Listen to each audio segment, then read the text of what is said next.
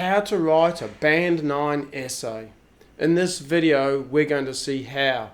We're going to be looking at one of the recent tasks in an IELTS test from Cambridge Book 14. Now this means that this question conforms to the latest specifications for the IELTS test. I'm making this video to show you how I write this essay so that you can learn from it and so that you can write a high scoring, hopefully Band 9 essay when you take your test. Stick around to the end of this video because at the end of this video I'm going to share with you my top 3 suggestions when writing an essay. Okay, let's start by looking at our task instructions. We've got our topic up here and the question in here. Let's start with the topic. Some people believe that it is best to accept a bad situation, such as an unsatisfactory job or shortage of money. Others argue that it is better to try and improve such situations. And then our question words down here. Discuss both these views and give your own opinion.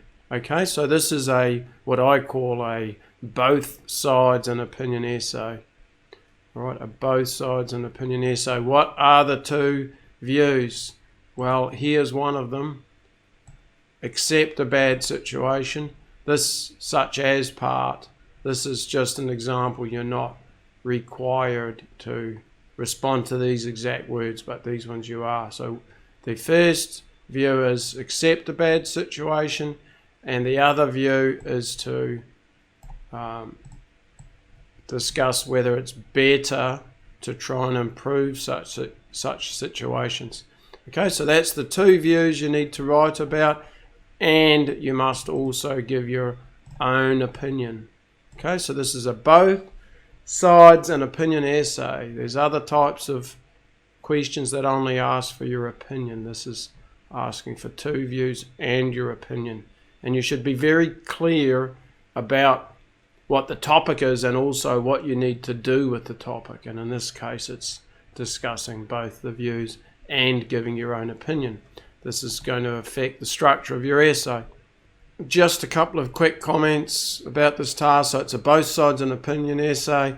I think the other thing I want to mention, it's quite a difficult topic because it's quite hard to think of reasons why people might accept bad situations. It seems to me counterintuitive, which just means it sort of goes against my instinct or natural beliefs.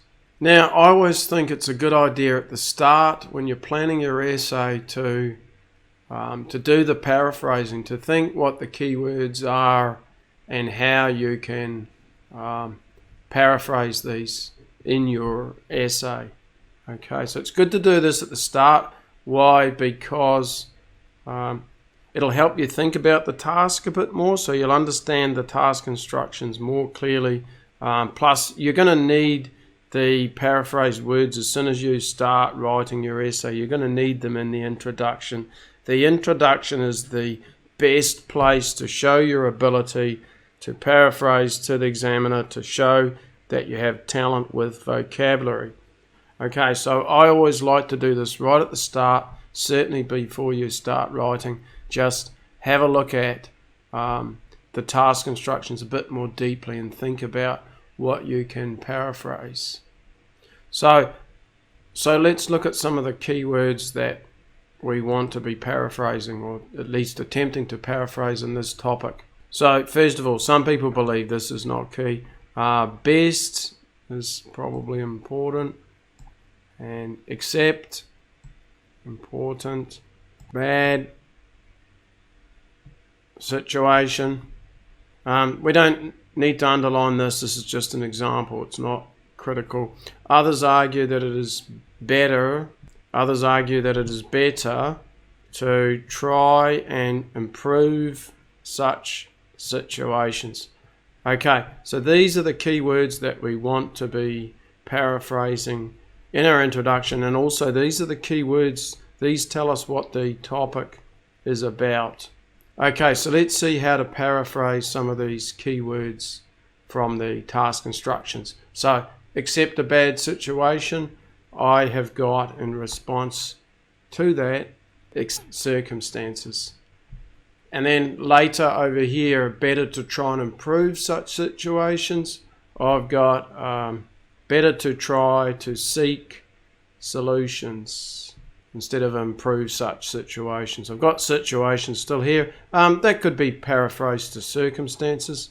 I just did a quick paraphrase like I would if I was doing this task in the test under timed conditions. Of course, if you sit there for 1 hour, you can come up with some better paraphrases. Okay, so I'm trying to simulate the real test here. Okay, and then I've also paraphrased the question a bit. This essay discusses both perspectives. So sides has become perspectives. And then for the word opinion, this word opinion, well, I just put what my opinion is down here and why I believe that the arguments for seeking solutions are stronger. Okay, and the seeking solutions is actually paraphrasing improve such situations. Put your best paraphrases into the introduction, and if you've got some other paraphrases that are not quite as good, they can go in the body of the essay. The reason why I say that is twofold. First of all, you want to show the examiner your best ability to paraphrase in the introduction, and secondly, make sure that you accurately paraphrase the topic in your introduction. You don't want to be risking changing the topic. That will lower your score for task response and cohesion and coherence and possibly vocabulary. So you want your best paraphrasing to be in the introduction of your essay.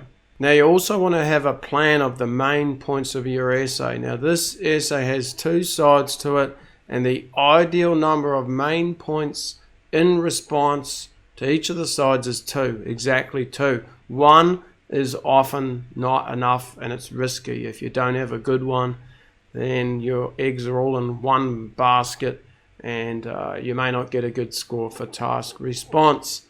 Another problem with 1 is sometimes you have to stretch out what you're saying, and maybe the development of your argument is not ideal. It's too long-winded. The second reason why 2 is the ideal number, or perhaps a better way to say it is the reason why 3 points is not ideal is it results in insufficient development of your main ideas or a very long essay, both of which are not ideal. Okay, so let's see what our points are. Accepting of bad situations. Quite difficult to come up with ideas, but I've got a couple here. The first one is that we often just can't avoid bad situations. So we have to be accepting of them because they're going to happen. It's part of life. And then the second one is that if we're accepting of bad situations when they do happen, it can help reduce stress. Sort of the idea that freaking out or reacting too strongly to bad situations is resulting in stress, and if we can just be a little bit accepting, then our stress levels will be much lower. Now, then with the other side of the argument that it's better to try and improve such situations, I've got 2 ideas again. The first one I've got is eustress or eustress. There's sort of 2 pronunciations that I've heard for this word. And this is a kind of positive stress. Okay, positive stress. Up here, this is going to be the sort of typically used negative stress. This is a positive stress. Okay, so we're going to talk about the positive bodily stressful reactions that occur when we try and improve situations. And another point is that by trying to improve such situations, we can divert some of our negative emotions. Okay? These points might be difficult to see now, but once you see them in context, in my model answer, they're going to make more sense to you. Alright, so let's see our model answer. I'll just go quickly through the introduction. Some believe that it's important to be accepting of negative circumstances when they occur. whereas others emphasize that it's better to try to seek solutions in such situations. This essay discusses both perspectives and why I believe that the arguments for seeking solutions are stronger. So the introduction accomplishes two things. We paraphrase the topic so that the reader, the examiner, knows what the topic is, and then we indicate clearly what the essay is about, both perspectives and our opinion. Now we want to begin the first body paragraph, which is going to be about the first perspective of being accepting of circumstances. We want to start off with a sentence that signals this to the reader so that the reader knows what the paragraph is about. There are two main reasons why people believe that we must be accepting of bad circumstances. So this sentence is telling the reader that there's two main reasons in this paragraph about why we must be, or why we should accept bad circumstances. Let's now see the first reason, and note the linking phrase first of all that I use to introduce the first point. First of all, we often cannot avoid bad situations.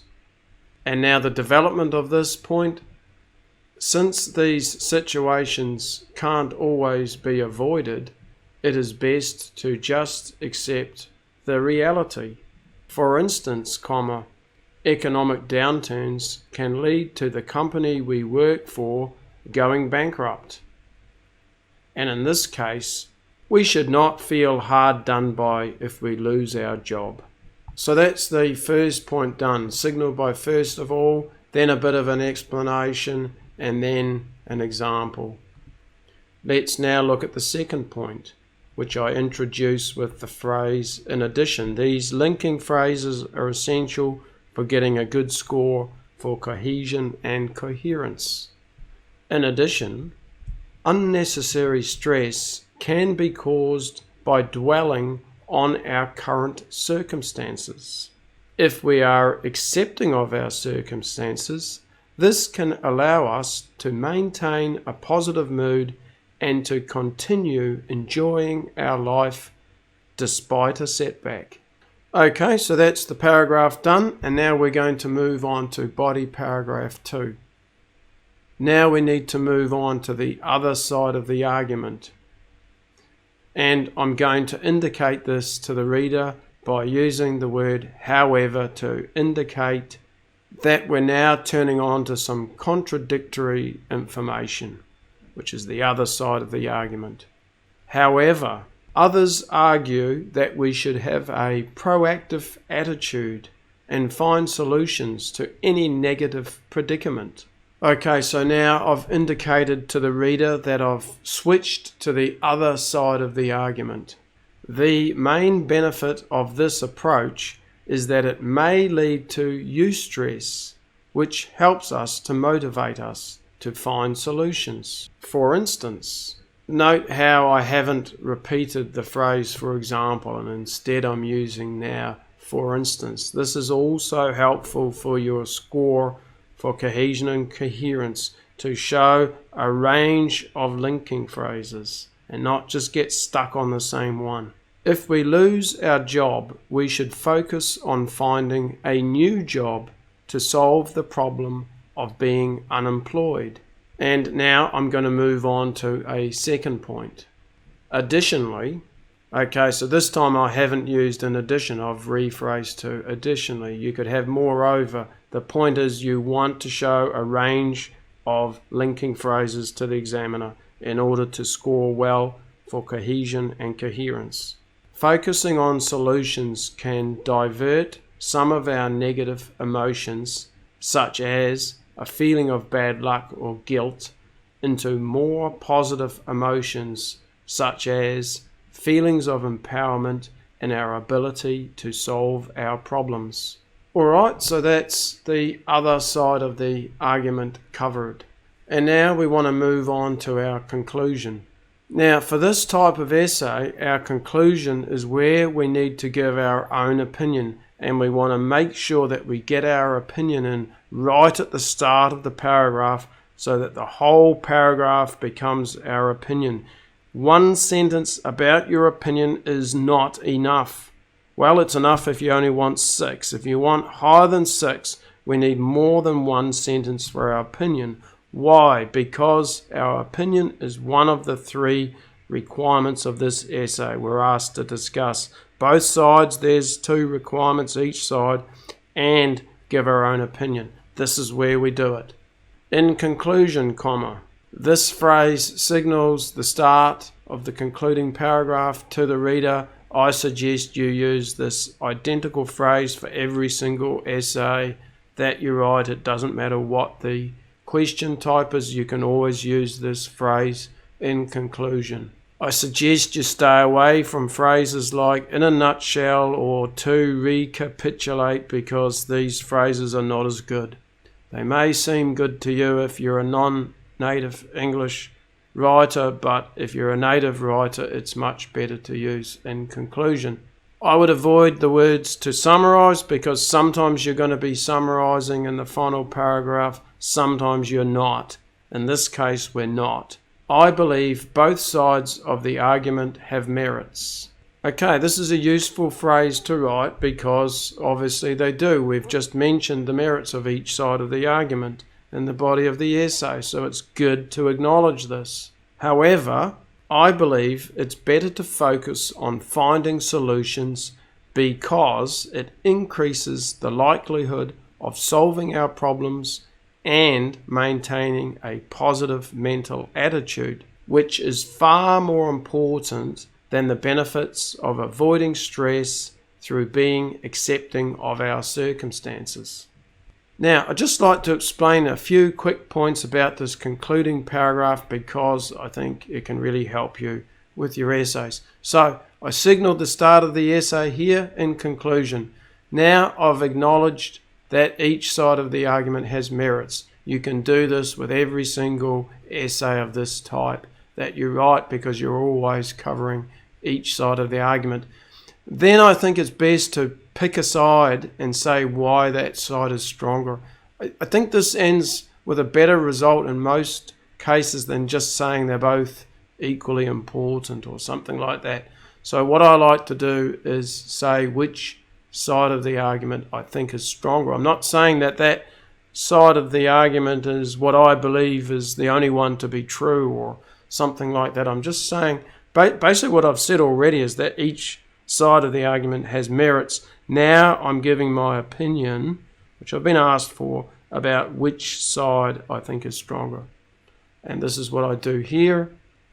It's better to focus on finding solutions, and then I give a reason why, and then extend this even further using the word which and saying which is why it's more important. Okay, I use a comparative phrase here, and comparative phrases are very useful. So really I've got sort of two things that are comparing. Increases the likelihood of solving our problems, mean that it's always a better solution, but it increases the likelihood of it. And it's far more important than avoiding stress, right, which is the other side of the argument, right? So I'm saying it increases the likelihood and that it's more important than just avoiding the benefits. And then the essay's done, and then the last thing you would do if you're taking your real test is to proofread what you've written to try and catch any small little mistakes or any big huge mistakes. Basically for me there are 4 key parts to a concluding paragraph for this type of essay. Signal the start. I did that within conclusion. Say both sides have merits. I did that in the first sentence.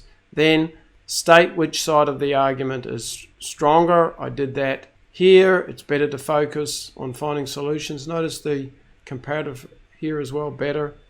And then this part's really, really important. A lot of people say what their opinion is, but then they don't say why. Well, that's really not enough to be getting to 7 and beyond.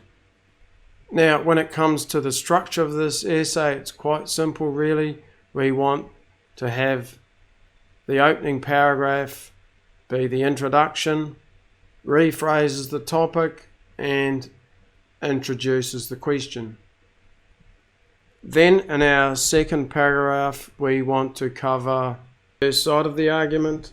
Then the next paragraph covers the second side of the argument.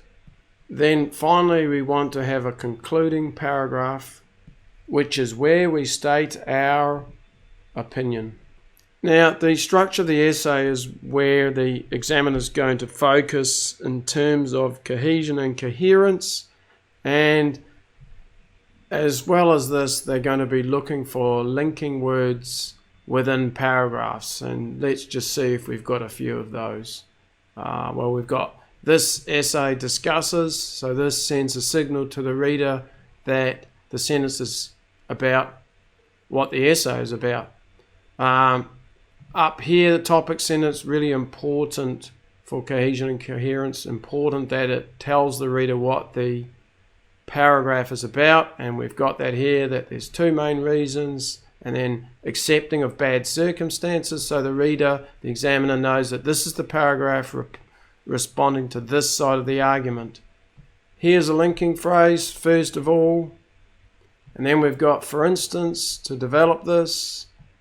Next main point, in addition. Okay, then however, to signal to the reader that we're switching to the other side of the argument, and this is also indicated here, find solutions. Okay, up here I had first of all, I don't repeat that, instead I say the main benefit, and then here we had in addition, here we've got additionally. Okay, signaled the start of the conclusion, in conclusion. Alright, both sides have merits, and then the use of however to suggest that there's some contrast. And the contrast is that I'm now going to favour, here I said that they both got merits, now the contrast is that I'm stating my opinion about which one's better. And then vocabulary, let's just go through real quick and see if we can spot any high level vocabulary that will contribute to getting a high score. Well, we do it in the first paragraph with the paraphrasing, of course, and I showed you that at the beginning, so let's not worry about the introduction. I showed you that at the beginning, there's some skillful paraphrasing in there, but let's have a look at language in the body of the essay then. Well, we've got economic downturns here, bankrupt, sort of linked to that idea. Hard done by, idiomatic expression, always good to have idiomatic expressions if you can use them accurately and naturally, and as long as they're sufficiently formal. Be careful about using informal words in a formal essay like this. We've got dwelling, setback maybe, and then let's look at the next paragraph. Next paragraph probably has a bit more high level language in it. We've got the proactive attitude, that's quite nice. Predicament, you get in a predicament, you're sort of in a sticky situation or a problematic situation. This eustress is a useful word. Essentially, the key point about eustress is the body experiences some kind of changes when it experiences stress, and we often think of these as being negative, but sometimes they can actually be positive. Let me give you an example with your exam. If you're taking the exam, students feel nervous, they feel anxiety. This can result in negative things, but it could also result in positive outcomes as well. For instance, you might find that you get a bit of a surge of adrenaline and you have more energy when you take a test, and maybe suddenly you can think more clearly as a result of all of this. Some people come out of their test and they know they had a great performance, and they know that they're performing better than they normally do, and this is sort of the result of eustress, about the stressful situation. What else do I like in this paragraph? This feeling of empowerment is quite nice. feelings of empowerment. That's not bad language. I guess the best word is this eustress up here. Okay, and then how about our concluding paragraph? So with the conclusion, we've got merits here rather than advantages. Merits is good, and if it's disadvantages, you can go with drawbacks. And we've got positive mental attitude. These words collocate well, and they're quite useful. No doubt, if you had a couple of hours to write this essay, you could come up with some more high-level language to pack into it. And then how about grammar? Let's look at the essay again and just make a couple of quick comments about grammar. So really what the examiner is looking for is a range of sentence types, and they're particularly looking for complex sentences, which are sentences that have dependent clauses in them. So you can see that first sentence is quite a long sentence. The use of whereas in there is quite useful to extend that sentence. Here's what I mean by dependent clause. When you see a word like since or because, this creates dependent clauses. Since these situations can't always be avoided. So this is an unfinished idea. It's a dependent clause. And then we have the independent clause over here. It's best to just accept the reality. So it's best to just accept the reality. This is an independent clause. It can stand on its own. It could be a sentence on its own. This underlined part is not. It's dependent. It's an unfinished idea. Since these situations can't always be avoided, the listener or reader is waiting for the idea to be completed. Another good way to create complex sentences, or sentences that have a dependent clause in them, or sentences that have an unfinished idea in them, is to use if phrases. These are called conditionals, and I strongly suggest that you learn how to use these and then use these in your essays. This is a great word because when I'm examining, I see the word if and I look carefully to see if the student has used, or I should really say if the candidate has used this word correctly in their essay. And if they have, it suggests that they might be a level 7. If they haven't, it suggests that they're not. So we've got this if phrase, if we're accepting of our circumstances. So all of this is the dependent phrase. The idea is unfinished. The listener, the reader, is waiting to hear how this idea gets finished. We couldn't just end the sentence here. So we've got if we're accepting of our circumstances, this can allow us to maintain a positive mood and to continue enjoying our life despite a setback. So the underlined part is the dependent clause. The other part of it is an independent clause. It could be able to stand on its own. And then moving to the next paragraph, again we've got another if phrase. So again, creating a dependent clause, a complex sentence, an unfinished idea. If we lose our job, okay, so that's our independent part there.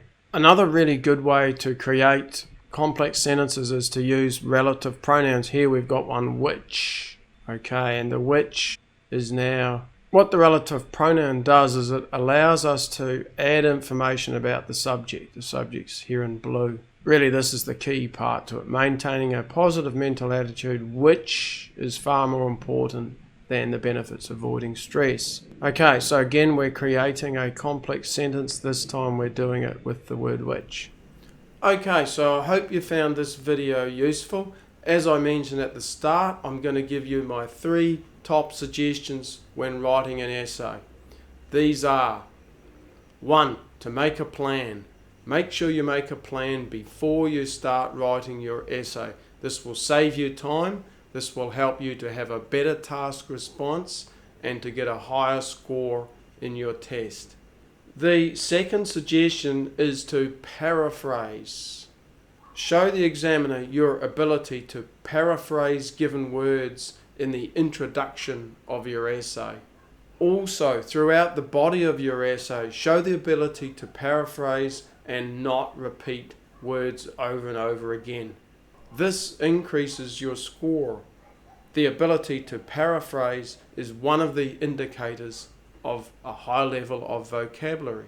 It's a skill. It's not easy. If you practice it and perfect it, it will help you to get a higher score in your test. My third suggestion is to try and allow time at the end of your test to proofread your writing. Why? Because this will help you to get rid of some of the common mistakes, maybe spelling mistakes, grammatical errors such as the usage of articles, or maybe just something major that you've overlooked. Maybe you had an idea, you wrote a sentence, but you accidentally missed a key word out of this sentence. So it's extremely important to proofread your writing, to take some of these minor errors out of your sentences, and possibly even that there may be a major error and you might need to find this and correct this so that you can avoid your score coming down. I hope you found this video useful. If you've got any suggestions for videos that you'd like me to make, please make a comment. As well as this, please subscribe to me. This way you'll get updates every time I release a new video. At the moment I'm aiming to make about 3 videos per week. Hopefully I'll do even better than that. This is Mike Wattie from IELTS Answers. I'm giving you the answers you need to do well in your test.